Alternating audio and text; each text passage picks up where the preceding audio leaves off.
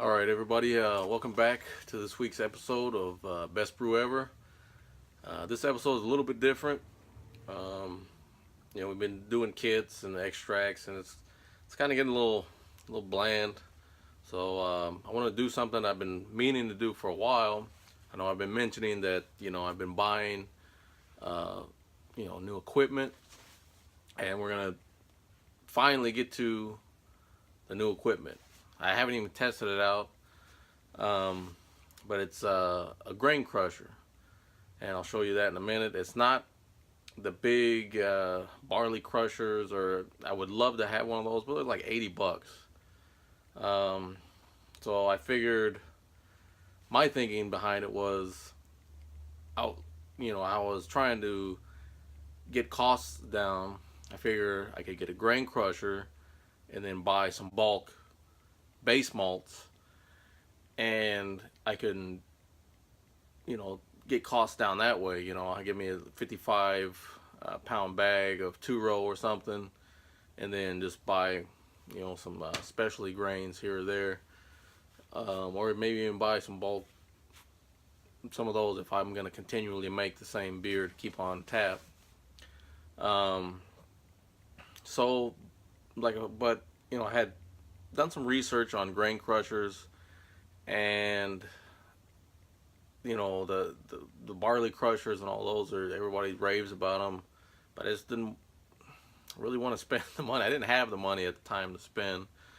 Um, so I've heard other people talk about the Corona uh, grain crushers, and other people talk bad about it. People rave about it. They said you can get them for $20. I couldn't find them for $20. So I found one that resembled a Corona grain crusher for $20. So I bought it. I figured, you gotta crawl before you can walk, right? So I've never tested it. I bought, when I got the Hefeweizen and the oatmeal stout from Final Gravity, I also got 2 pounds of uncrushed two row.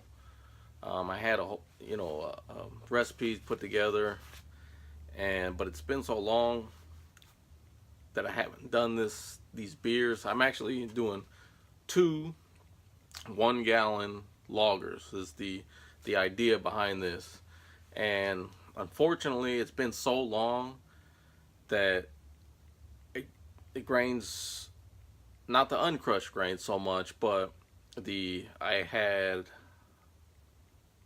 gotten a whole recipe put together for one of the 1 gallons, and I had them crushed, um, and they've just been sitting. So I mean, that's not ideal, and they weren't in ideal uh, storage conditions either. So I don't know what they're gonna come out tasting like, but I just said let's just do it. you know so I got one of the 1 gallon recipes already crushed. They were pre-crushed, they're sitting, that's ready to go. I can't really remember what's in it, that recipe, but hopefully I'll find the list that I had made when I went and got the grains and had them crushed. Hopefully I'll find that so I can show it in this video. But I think the second one I was going to be pretty simple. Was 2 pounds of two row, and then however many ounces or whatever of it's like, I think Crystal 60 or something like that, or Crystal 40, or it may not sound great, but it's kind of like what I had left over from something else. And this is all just an experiment, because the hops that I'm using um, I've never had them. I believe I'm going to use the Asaka, if that's how you say it, Asaka, whatever hops. They said it kind of gives like a lemony flavor. I'm trying to put together something that's kind of cool and refreshing for the summertime. So I'm doing the small batches because I don't know what this is going to come out tasting like. So I want to get, I don't want to take up a lot of, room in my fermenters for the beers that I'm pretty sure about. So that's why I'm gonna do the 1 gallon batches. And I know a lot of people say, if you're gonna take all the time, go through all the steps, wait that long, especially for a lager, it takes longer than an ale. Just make the big batches. But like I said, I don't have room. I don't want to take up the fermenter space for an experiment like that. So that's why I'm going for the 2 1 gallon. That's why it's the double barrel brew day. And so I'm not sure about this grain crusher. I don't know how it's going to work, but I guess me and you are going to have to find out. Go ahead and get into this, trying to crush this stuff. From just messing with it, I don't have a lot of faith in it. I'm not going to lie. It seems really shoddy, not very well put together, but who knows? It might work just totally fine for what I'm trying to do. So, I don't know. I don't know how to send this into this, because normally I just say, watch the homebrew video, and this time it's kind of tech video. So let's watch the tech video. All right, everybody, let's see how this bad boy is gonna work out. There, I got my 2-row. It's supposed to be uncrushed. I haven't even opened it.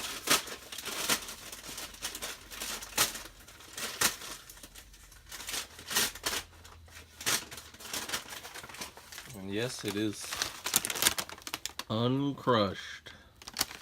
So here we go. I'll put a little bit at a time.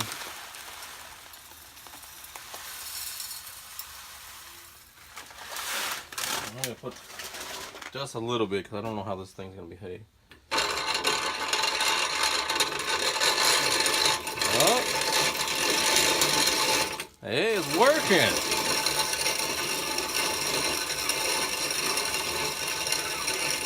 It definitely is spitting stuff all over, though.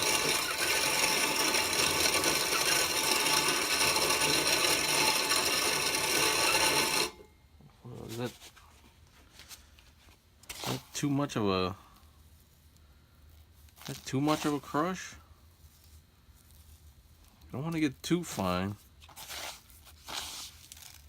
See a lot of the husks in there. I don't know. I think what it is with this one, the reason why I didn't have a lot of faith in it, because if you loosen this up too much, and this whole thing just falls apart. So I don't know if I want to loosen it up just a little bit and see what happens.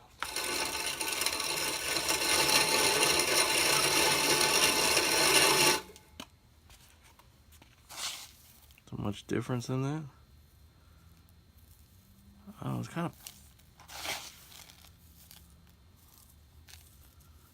I don't know if it's too powdery or not. Let's loosen it up a little bit more.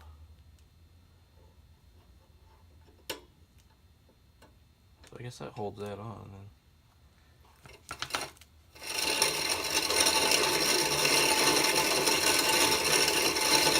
I gotta say, other than spitting stuff all over, I mean, I could put like a nylon bag over that and capture a lot of that. But this is really a lot better so far than I thought.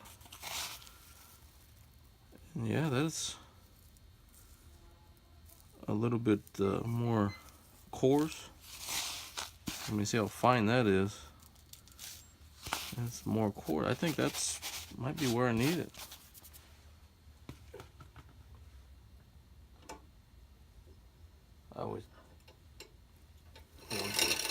Yeah, that's too much.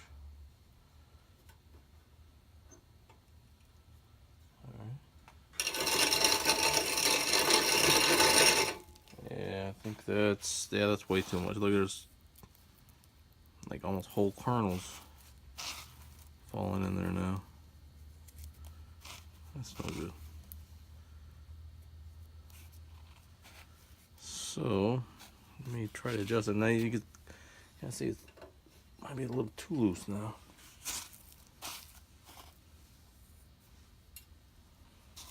Yeah, that was way too much. I think I had it perfect and I just kept messing with it. Let's just lift it. But I mean, other than that, all I do is dial this in, and I'll have this where I want it. But I'm pretty happy with the way this is going. I mean, the way it's set up. You know, I had to put this wood block on there because the table was a little bit too thin, and it wasn't really even holding it. So I put that block, and it came with a rubber grip pad, I guess. And I put that down, and I put the block and tightened the hell out of it. And I mean, that thing is stable. I'm really surprised and happy with these results. I'm gonna go put this in something, and so I can kind of see the new grindings, how fine or coarse they are. So I'll be right back. All right, I went ahead and tried to tighten it up, adjust it a little bit more, and that's what I'm getting. I think that's fine. I think there's no, once in a while you find like a whole piece, but if I do find one, it's a really small piece of grain, so I think that's good. Busting up the husks on there and everything. I think this is about the coarseness that I probably want. So I'm gonna go ahead and fill this bad boy up and crush the hell out of it. Oh man, I got a hole in it.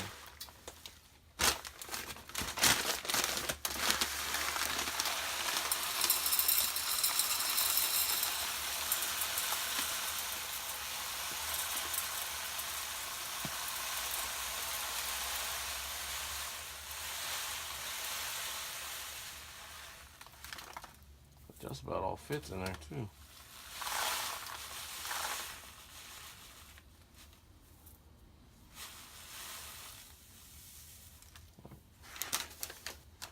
All right.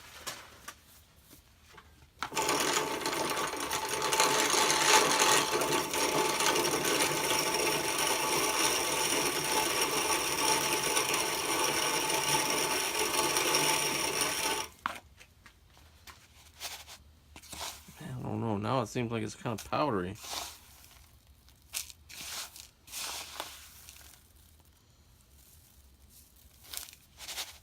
I don't want to make it into this dust. Let's loosen that a little bit.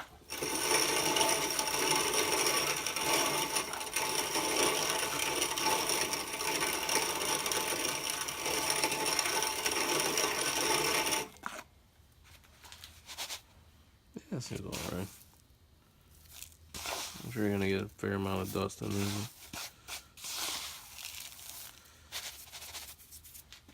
Alright, I'm gonna go get maybe like a nylon bag. You see, there's a lot I'm losing over here. So I'm gonna get something to try to capture everything. Alright, there's the grain bag. Might be a little overkill, but as long as it holds everything in there, I'm cool. Alright, so I can't really see what's going on in there, which is kind of a downside. But like I'm saying, I'm keeping my grains in, and I kind of see in there. I don't know what the coarseness is looking like so much, but you can see it, the grains falling down into the sack. I don't know, this is actually kind of cool. I know a lot of people on those barley crushers hook them up to like a drill and run it out like that. I mean, I'll probably get tired of doing this and try to figure out a way to hook it up to a drill or something myself, but right now it's kind of cool. It gives you kind of like another level of experience, I guess. Make you kind of feel like that that nostalgic, you know, crushing the grains by hand, and you know, kind of get you into the feel of the old-fashioned brewer. So I'll probably get tired of it and figure out something else. So for the maiden voyage, I'm really impressed. Like I said, it was like $20, and then however much shipping. I can't really remember how much it came out to in the end, but I think I got this off Wayfair. As far as durability, I mean, I don't know. It seems like generic everything, but like I'm saying, for right now, it's working out for me. I'm happy with it. Like I said, I don't know how durable it's going to be and how many pounds of grain I'm going to be able to crush before something bad happens to it. But I wasn't impressed with it, but now I'm feeling pretty confident right now. So at least I'm going to be able to get these 2 pounds crushed and be able to get this beer going. So let me go ahead and knock this out, and we'll get to the next step. Alright, so here we have the internet loggers. I got the recipe off the internet, and this is the grains I wasn't really sure about because I already had them pre-crushed, and I was talking about it had taken a while. And in this this grain bill was 1.2 pounds 2-row and a half a pound of Vienna, and that was pretty much it. I mean, that's not a lot to it.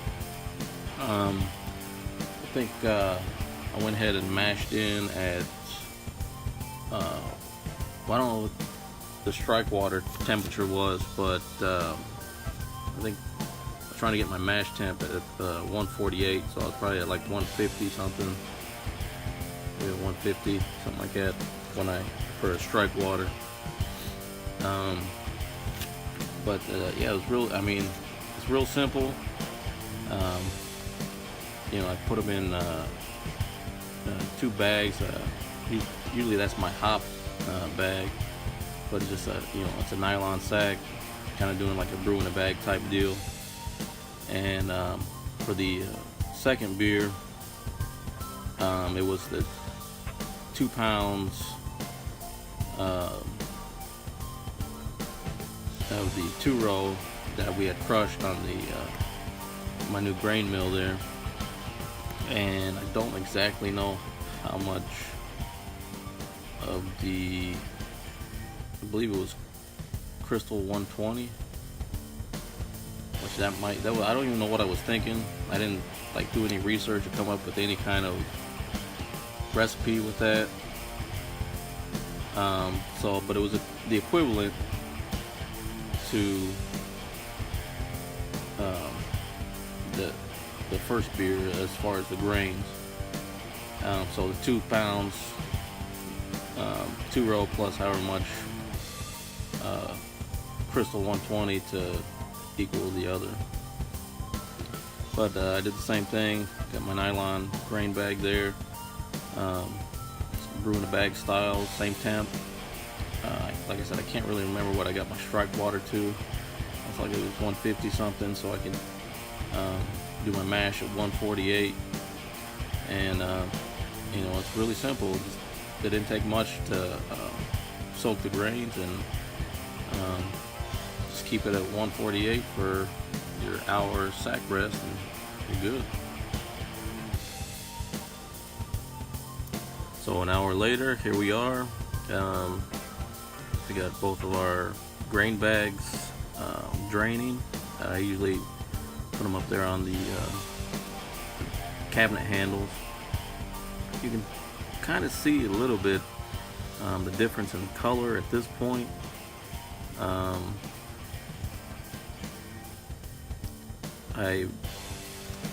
not really sure what to expect. I kind of think that I was thinking that the internet beer was going to be like a light lager, kind of like a Corona or something like that. But the more I got to messing with it, and I'm starting to kind of think that it was going to be like a Vienna lager, especially because it has Vienna in it. Here I'm trying to sparge the best that I can. I guess if I had a a better strainer or something like that that would sit on the top of the kettle, I could have rinsed those grains a lot better, but doing the best I can, especially with this grain bag, or hot bag, or just nylon bag. I don't know if it has a specific use, but it doesn't drain very well. So I don't know. If I had to do it again, I would have probably got done like Muslim bags or something like that. But I just using what I had here. Alright, now it's time for the unthought out experiment beer with the ton of Crystal 120 in it. So who knows what kind of a lager this is going to taste like, but it did the same thing. Sparging the best I can, and it's a little bit easier because it's grain bag is not as tight mesh as the other bag that I use for the hops, but so I'm doing the best I can, just kind of rinsing as much as I can. I really can't remember the strike water temp or how much I used, because this actually was recorded a while ago. But you know, it wasn't that much. Like a half gallon. Not really sure. But same thing, I just try to sparge and let it the grains rinse out, and get everything ready for my hop edition. Alright, here we got both the kettles boiling, and we're ready to throw in our hops. Of course, I got the cold water spray so we don't have the little boil over incident. And I believe I used 2 grams in each batch of the Asaka or Azuka, or how do you pronounce it, and I just dumped them straight in. No, because my grain bags, or my hot bags, were both full of grain, so we just went straight in with it. Waited for some see if any boil overs, a hot break, and just left it for an hour. Pretty easy, and just like brewing any other beer. All right, after the hour hot boil, there's no hot bag to take out, so just take it over to the sink here. Have cold water in there, fill it with some ice, do a little ice bath. You only have a gallon in each kettle, so that's not going to take a long time. No need for the wort chiller or anything like that. Just chill it down to pitching temp, and I think on this one I got it down to the 60s. I think around, I'm thinking like 68, something like that. But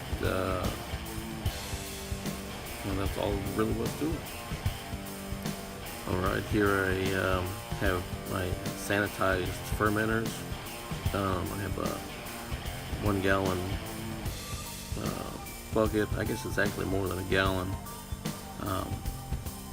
but I think I used that in some Brew cube or something like that from one of the homebrew shops I had here. And then I have my wine jug, and we just sanitized everything, sanitized the funnel there. I know you may be asking what the other thing is. I'll get to that here in a little bit. That was kind of a necessity in benching there. And I believe can't remember which one this one is.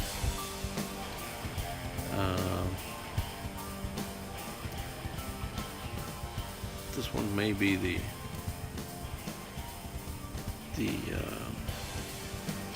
experiment crystal beer, but as you can see, I didn't have enough volume, so I think I ended up with like a half gallon or something like that, and but I just topped it off with some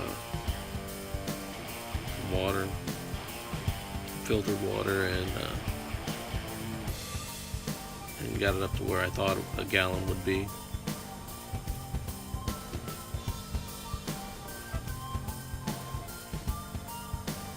Alright, and here's my 1 gallon that I thought that was about 1 gallon after I filled up the water. And here's my little invention. I didn't have enough airlocks after I had all the other beers and the fermenters going, so I had to make one. And I looked it up and it looked alright, so I just used like a vitamin bottle and a piece of tubing, and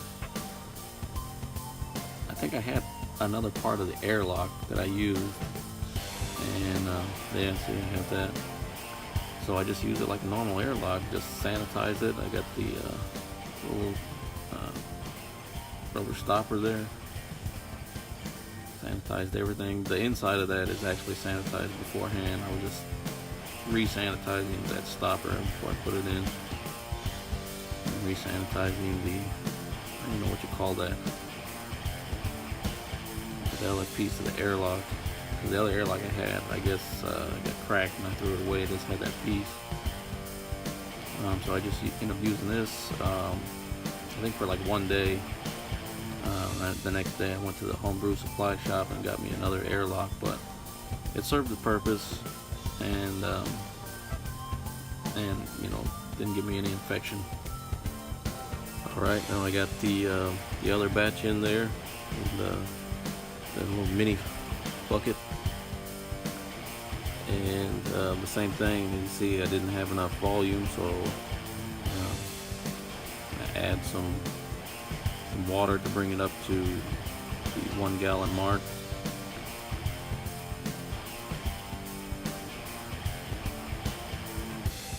Next, we're going to use our White Labs Mexican lager yeast, or WLP940, and I just split it in half as best I could. I mean, it's a liquid yeast, so I just kind of, you know, sanitized the yeast packet, sanitized the scissors, cut off the end, kind of squeezed off like the middle of the packet, dumped one in, and then the rest dumped in the other. So I mean, it wasn't an exact science, but I did the best I could. So I mean, I very well could have got more yeast in one than the other, but that's what happened.